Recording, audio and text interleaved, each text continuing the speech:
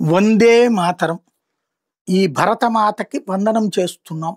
ఆమె కష్టమే ఈ దేశానికి మూలం అన్నటువంటి దాన్ని స్ఫూర్తితో నాడు బంకించంద్ర చటర్జీ రచించినటువంటి వందే మాతర గీతానికి, ఆ తర్వాత రవీంద్రనాథ్ ఠాగూర్ బాణీని రూపొందించిన 1935 ఆ టైంలో కాంగ్రెస్ పార్టీ దాన్ని కావాలని తొక్కిపెట్టడం ప్రారంభించింది. అందులో ఒక పార్శ్వాన్ని వరకే వాడటం ప్రారంభించింది. తర్వాతన అధికారంలోకి వచ్చాక రాజ్యాంగం రాసిన టైంలో వందే మాతరాన్ని కేవలం జాతీయ గేయంగా పెట్టి జనగణమనని జాతీయ గీతంగా పెట్టారు. తద్వారా దాన్ని అప్పుడే అవమానించారు. ఆ తర్వాత తగ్గించుకుంటూ వచ్చారు.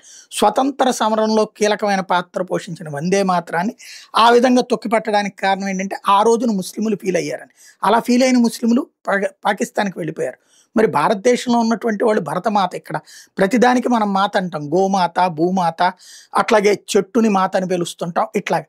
కానీ ఇప్పుడు వాళ్ళెవరో ఫీల్ అవుతారని మన పూజ్య భావనని వదిలేయాలా? వాళ్ళు పాడము అంటే వాళ్ళని వరకు వదిలేసేయండి. బట్ ఇక్కడ పాడేటటువంటి వాళ్ళని కూడా ఎందుకు ఆపాలి? అనేక మంది ముస్లింలు వందే మాతరం పోటీల్లో కూడా పాడుతుంటారు. ఎవరైతే మత ఉన్మాద భావజాలం ఉన్నోళ్ళు పాడరు అక్కడ. కానీ ఇట్లా జరుగుతున్నది. ఇప్పుడు వందే మాతరం 150 ఏళ్ళైన సందర్భంగా కీలకమైనటువంటి నిర్ణయం తీసుకున్నది యోగి ఆదిత్యనాథ్ ప్రభుత్వం. గేయానికి నవంబర్ 7తో 150 ఏళ్ళు పూర్తయినటువంటి సందర్భంగా ఏడాది పొడవునా కార్యక్రమాలు నిర్వహించాలని కేంద్ర ప్రభుత్వం భావిస్తే, ఉత్తరప్రదేశ్లోని అన్ని విద్యా సంస్థల మీద వందే మాతరం గేయాలాపన తప్పనిసరి చేస్తున్నట్టు ప్రకటించారు.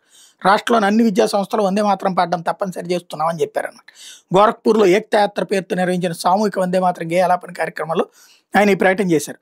విద్యా సంస్థల జాతీయ గీతాలాపన చేయడం వల్ల విద్యార్థులు చిన్నప్పటి నుంచి దాని మీద గౌరవం, దేశభక్తి ఏర్పడతాయన్నారు. ఇప్పుడు ఇక సుప్రీంకోర్టు దాకా వెళ్తారు. వందే మాతరం మీద గ్యారంటీ వెళ్తారు. ఎందుకని? ఏం చేసినా ఇట్లాంటిది అంగీకరించరు.